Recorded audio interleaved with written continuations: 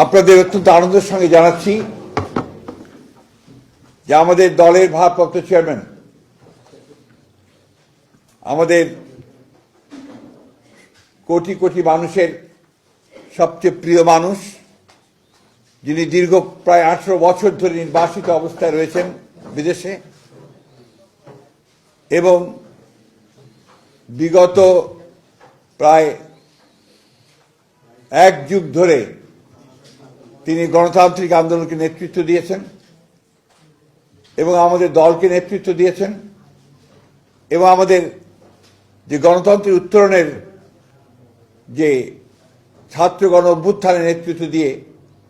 আমাদেরকে সাফল্যের দ্বার প্রান্তে পৌঁছে দিয়েছেন। আমাদের সেই সংগ্রামী নেতা, এই দেশের গণমানুষের অত্যন্ত প্রিয় মানুষ জনাব তারেক রহমান, আমাদের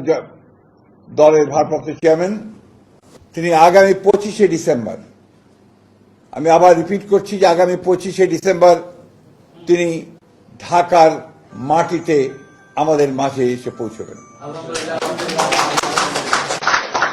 আমরা আমাদের দলের পক্ষ থেকে, সকলের পক্ষ থেকে আমরা তার এই আগমনকে